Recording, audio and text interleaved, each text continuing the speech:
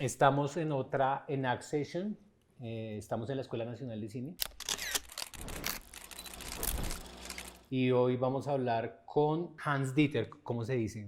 Dieter. Dieter, O sea, si lo van a decir en alemán, supuestamente es Dita, Dita, sí, yo pero pensaba que era Hans Dita, sí, pero no, Dieter. Es que mi de bisabuelo es alemán, yo era pensé que era de alemán. los Fresen de allí de De... Boyacá o algo así, ¿no? No, nada que ver. Bueno, igual hay muchos, Sí, sí hay lo muchos, pensé. y a los alemanes parece que les gustaba mucho irse a Boyacá porque el clima les gustaba, a mi bisabuelo le gustaba. Conozco varios alemanes en Boyacá. Pero entonces tu vieja era la colombiana.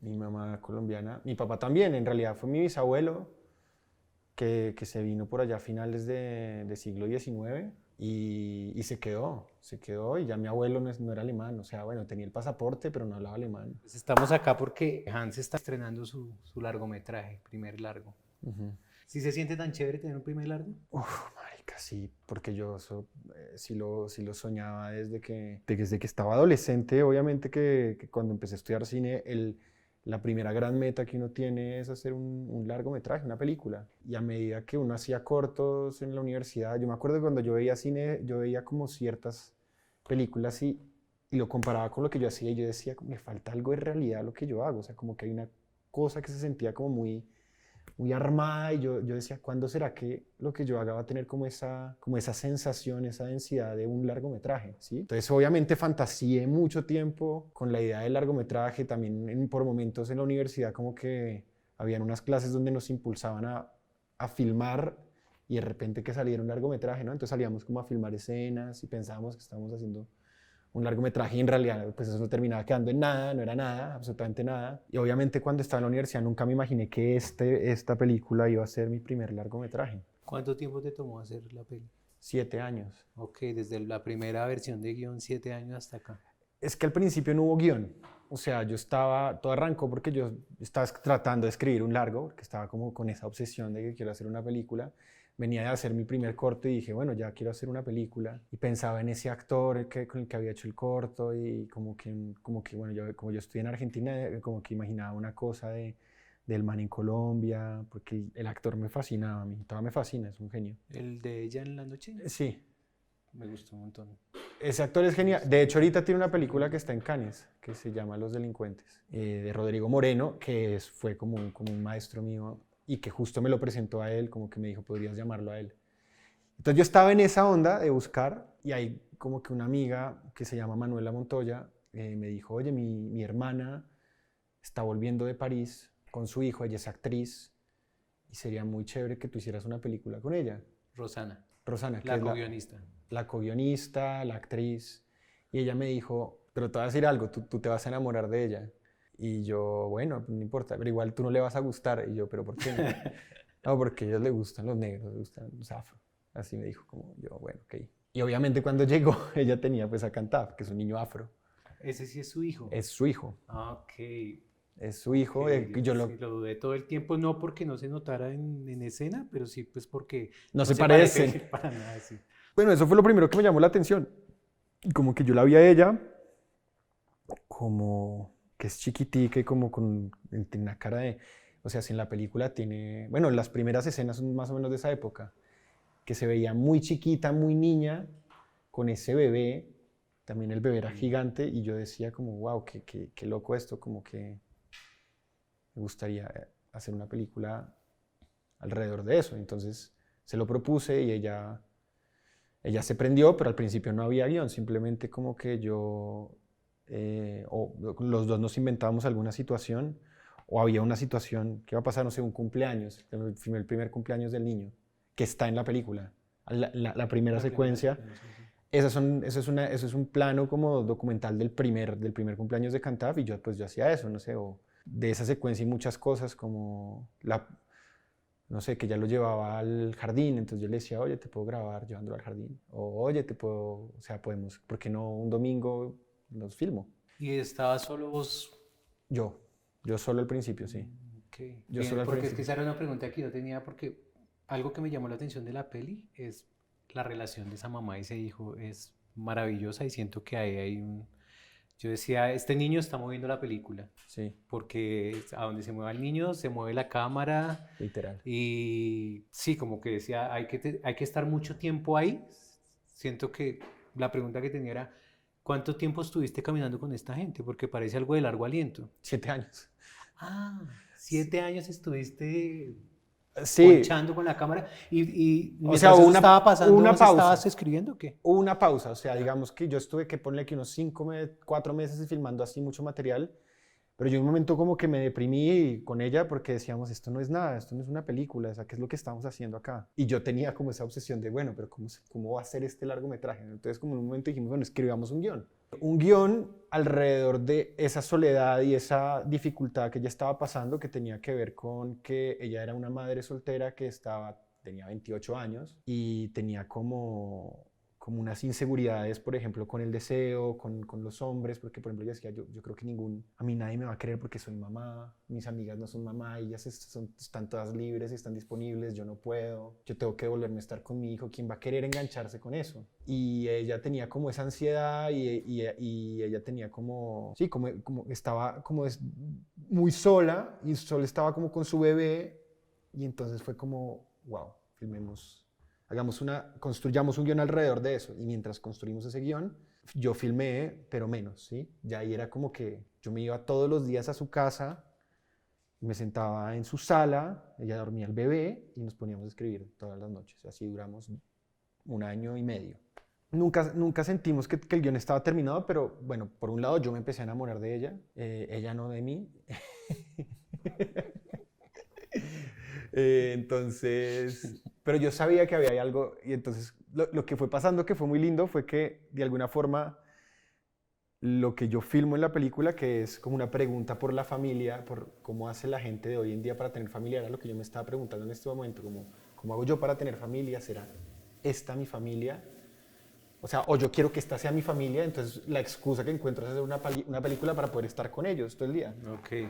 Y yo, ese padre, digamos, ausente que estaba en la película, era el que yo me estaba transformando en ese, como tratando de llenar esa ausencia, digamos, como yo quería ser el papá de ese niño y quería ser la pareja de ella y quería ser y me encantaba porque yo ese rol no lo había vivido, ¿sí? Sea sin hacer, no vamos a hacer spoiler, pero apareces en la peli. Sí, sí, algún... Y tiene que ver algo con eso que me estás contando, que te gustaba y ya no te paró bolas. A ver, lo que pasa es que a mí me gusta actuar, pero yo no soy tan buen actor, yo soy muy nervioso. Entonces, digamos que en un momento yo iba a hacer otro papel que es el que está en el medio, ¿sí? Mm. Que es un amigo, que es un actor genial, y yo podía ser ese personaje, pero mi amigo era mejor actor y ya está. Y además, digamos que estar dirigiendo digamos, yo colaboraba mucho con la producción y actuar, pues eso es complicado. Cuéntame así en un poquito como de qué va la peli, como una pequeña sinopsis para ubicar a la gente que vea esto. La película es el retrato de un vínculo, porque más que el retrato de una madre, es el retrato de un vínculo, de una madre y un bebé. Y un poco del drama que hay al interior de ese retrato es que ella busca a toda costa construir una familia con este niño y hay una ausencia, ¿no? Que es el padre. Y ella busca a toda costa como llenar esa ausencia. Y al buscar de forma desesperada buscar esa ausencia, empieza como a correr un riesgo el vínculo que tiene con su hijo. Y eso obviamente se va narrando, uno no se va dando cuenta, pero uno va viendo como una especie de desconexión cada vez más grande, cada vez más grande, cada vez más grande, con lo más preciado que ella tiene, que es su bebé, ¿no?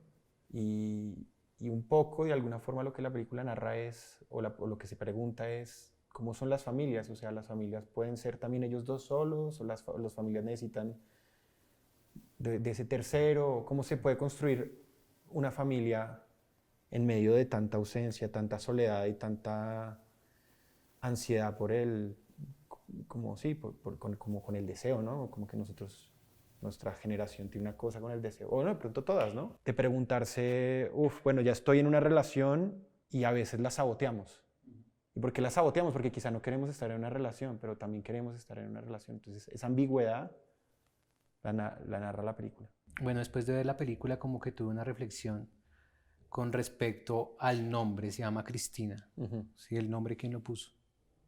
¿Por qué se llama Cristina? ¿Por qué poner un nombre de una mujer? queríamos que el espectador, al ver la película, fuera entendiendo que la película en realidad es sobre ella, o sea, como que ella es la protagonista. Entonces queríamos como dirigir la película hacia ella, porque una cosa que pasa también es que de repente la presencia del niño es como muy fuerte, y yo siento que ayuda a leer la película que tenga el nombre de la protagonista para que uno como que vaya entendiendo que la que está atravesando por ese drama fundamentalmente es ella, él también, pero él de alguna forma, como los niños, de alguna forma lo van a vivir o lo van a reflexionar más Más adelante, adelante, ¿sí? sí. Pero la que lo está viviendo en presente, la que está teniendo que tomar todas las decisiones, la que está viviendo, la que hace conciencia de cierta forma de ese riesgo que corre ese vínculo, es ella. Entonces sí sentíamos, antes la película tuvo otros nombres, pero sí sentíamos como que la lectura de la película con el título como que se abría demasiado, y para mí sí era muy importante como que se concentrara en ella. Bueno, hay algo que también como que pensaba y es ahorita, bueno, hace poco vi Matrioshka de Jorge Forero, Ujú. salió la de Simón Mesa, de Amparo, Amparo. y en ambas, bueno, yo estuve en un Q&A de Matrioshka y después me contaron una anécdota de un Q&A que hubo de Amparo y pues levantaron la mano unas chicas y preguntaron este tema de por qué hombres contando historias sobre mujeres y creo que has escuchado algo de eso y tal, ¿cómo lo lees tú, digamos, ahora que tú tienes una película, la vas a lanzar y es como, aunque la guionista también es Rosana, Sí. pero digamos, ¿cómo es para ti ese tema? A ver, entiendo de cierta forma el reclamo. Lo que pasa es que, o sea, en nuestro caso particular, cuando yo me encontré con Rosana, digamos, yo estaba como buscando hacer una primera película, y pues ella no había estudiado cine, ella venía de París, había estudiado mimo corporal dramático y se presentaba como actriz. Y de cierta forma lo que hicimos fue como una especie de dúo creativo, ¿sí?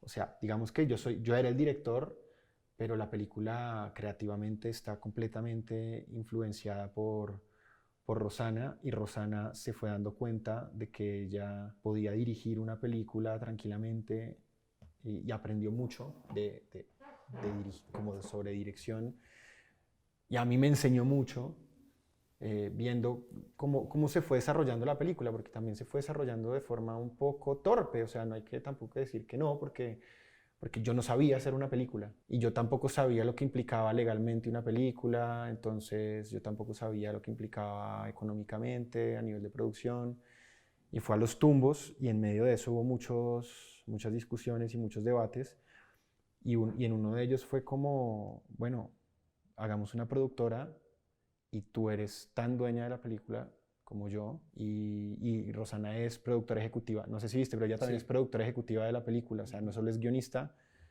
actriz, sino también productora ejecutiva. Y durante el rodaje me ayudó muchísimo a dirigir a Cantaf, porque de alguna forma ella dirigía a Cantaf dentro de la escena. Ahora, yo creo que tampoco hay que tenerle miedo a esta cuestión de que los hombres dirijan películas sobre mujeres, o que las mujeres dirijan películas sobre hombres, porque eso ha pasado a lo largo de la historia del cine. La cuestión es qué se narra, de qué manera. Sí, sí, como por ejemplo Cassavetes, todas sus películas tenía Gina Rowlands, que era su esposa, y Gina Rowlands y Cassavetes tenían una relación de amor excelente, digamos, bueno, también muy difícil, ¿no? Pero eso se veía plasmado en las películas. Entonces, hay como, digamos, hombres con una sensibilidad como muy femenina, y que les atrae en determinado momento filmar algo que tiene que ver con la feminidad, una fascinación con la feminidad, que también una, por ejemplo, las películas de Lina Rodríguez, que el otro día vi la película, ¿cómo es que se llama esta película? Herida abierta. O sea, maravilloso, y maravillosa también la mirada femenina. O sea, se nota mucho que es una mujer filmando una película de una mujer. Pero bueno, o sea, también para eso está el cine, para que existan múltiples miradas, y un hombre se pueda admirar por una mujer se puede admirar por otra mujer o por un hombre. Entonces, de cierta forma yo entiendo que el discurso feminista está como tratando de igualar, sí, como de que las mujeres y los hombres estén en el mismo plano en el cine, que me parece excelente, pero eso, digo, no inhabilita que determinados hombres quieran filmar mujeres. Ahora, de pronto no sé, en Amparo o en Matryoshka, también hay cuestiones de distancia social, ¿sí? Que eso es otro debate. No, eso me encantó, eso me pareció muy bien porque es casi una radiografía, digamos. Yo decía, no conozco a Hans, pero siento que esto tiene que ver mucho con su entorno y con la gente que habla y como por dónde se la pasa, como que no, como que en ese sentido hay como una identidad del autor con su obra como muy cercana y después al ver los créditos y ver que la actriz, y ahora que me dices que además es su hijo, como claro, aquí hay una intimidad muy fuerte del autor con su obra que igual así no la tuviera también es respetable que hablara de lo que se le dé la gana, ¿no? Y en ese caso te quería preguntar, como ya sabiendo esto de, digamos, como de lo íntimo que es toda esta vuelta de, es el hijo, bueno, ella es la actriz guionista, vos estuviste acompañando como este proceso de ir a ponchar esto así como entre documental y medio ficción, por decirlo de alguna manera, ¿cómo entran los otros actores? Pues en el momento en que ya escribimos el guión y nos agarramos y decimos, bueno, ya no más, ya no vamos a pelear más, vamos a filmar esto que tenemos, lo que sea. Entonces ahí necesitamos conseguir ciertos actores y entonces, digamos, dentro del guión está el profesor de danza afro. Hicimos un casting como de actores en Cali, porque había algo en Cali y como de la corporalidad que nos interesaba. Entonces hicimos como un casting en Bogotá, pero digamos como con muchos caleños. Igual llegaron de todo el país, no solo caleños, no sé por qué, pero igual digamos que había algo de Cali, digamos, el elenco terminó siendo en buena parte caleño. Ok, Como el otro coprotagonista, Julián, también es caleño, el papá del niño. papá del niño. Ya. Malcolm es caleño, ¿sí? Entonces, Juan Lugo es bogotano, pero digamos que tiene una afinidad tremenda con Cali, siempre se la pasaba en Cali, o sea, hay como un diálogo ahí con Cali muy grande. Y entonces hicimos un proceso de casting, como también lo que queríamos era alejarnos, o sea, acercarnos a través del documental a nuestra propia intimidad, pero luego como alejarnos a través de la ficción y como encontrar posibilidades que yo creo que como solo con la ficción uno puede como acercarse, ¿no? Uno puede decir, bueno, yo quiero que pase esto, pero eso no pasó en la vida, eso no va a pasar en la vida real, pero nos interesa que pase porque justamente de repente habla de una verdad del vínculo que no vamos a conseguir con un documental.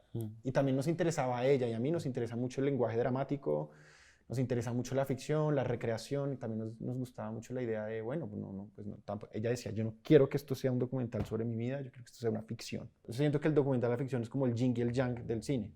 O sea, cuando uno empieza a filmar documental, de repente uno dice, bueno, pero necesito de la ficción, porque necesito construir un montón de una serie de cosas o organizar esto distinto para que cobre sentido.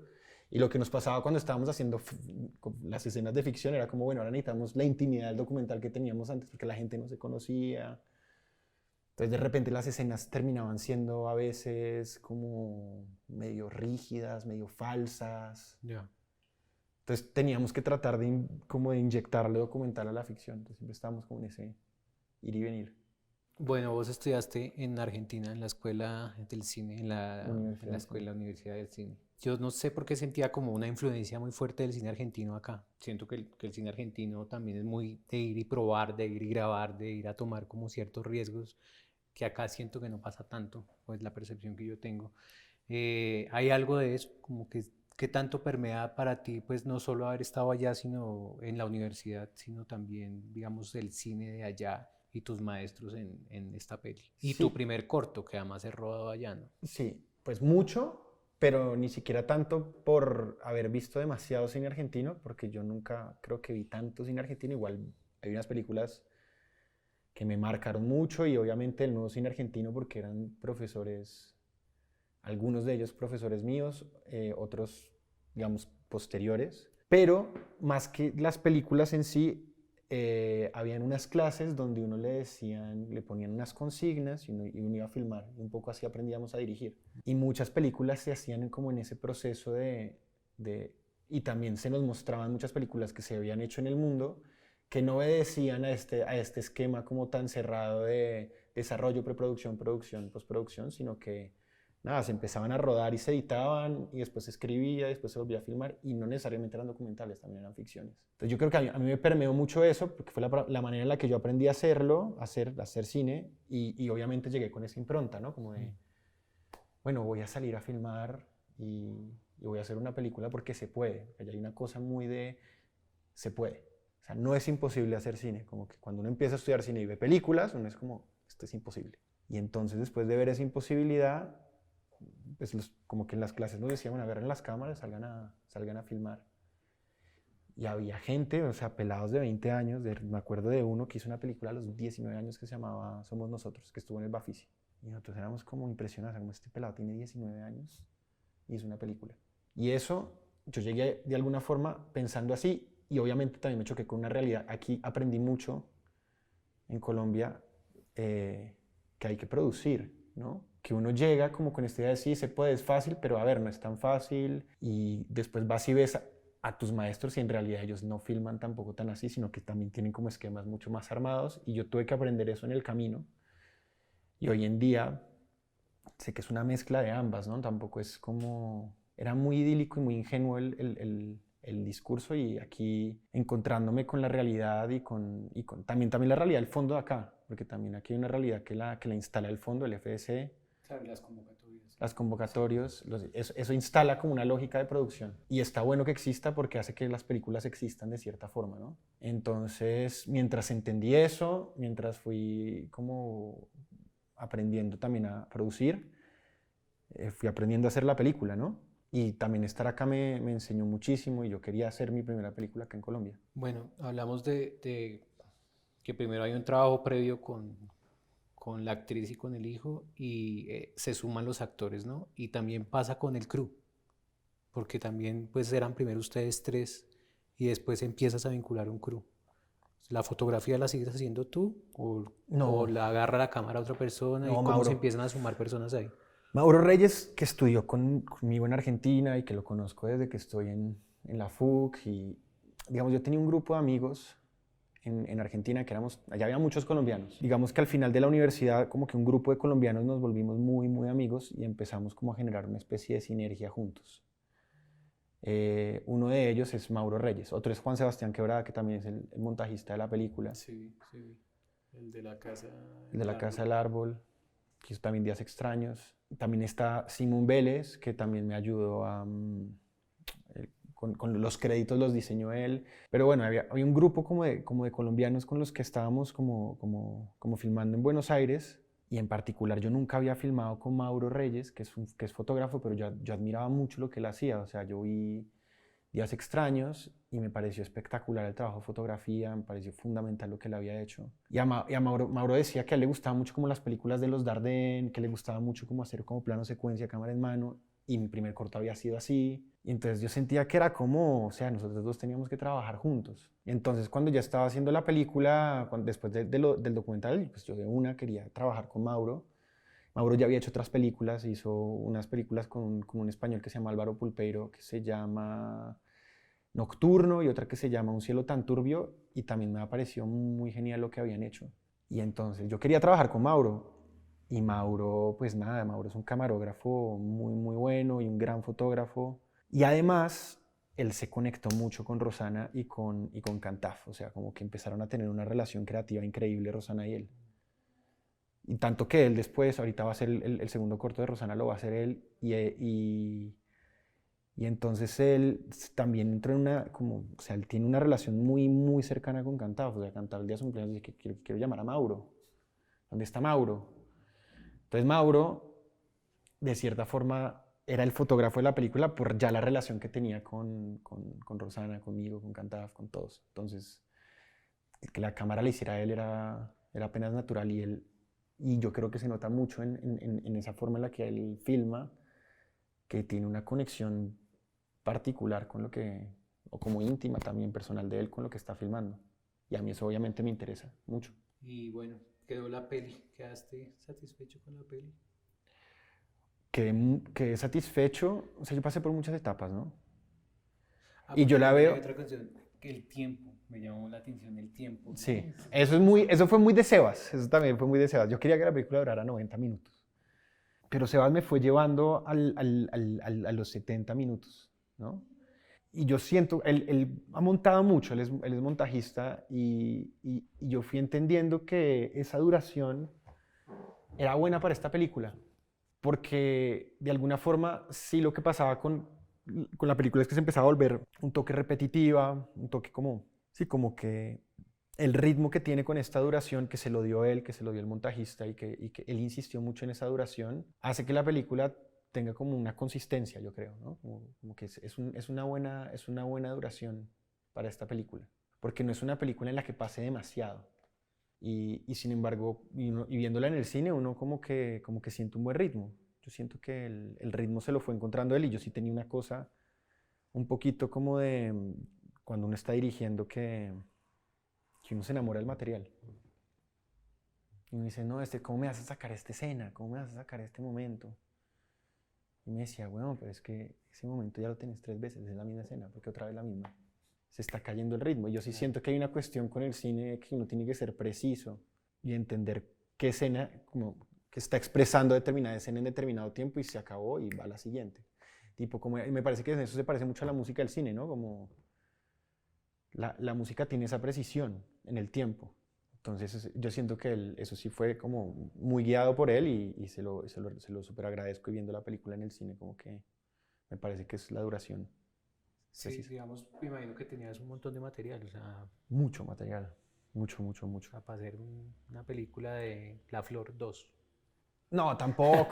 No, tampoco teníamos tanto, digamos, de la parte de ficción no teníamos tanto. Teníamos, por ejemplo, ponle que filmamos unas 20 jornadas al principio, después hicimos unas retomas, 4 jornadas, teníamos 24 jornadas. O sea, no teníamos tantísimo en la ficción. En lo documental sí tenemos mucho, que de hecho eso lo seguimos trabajando.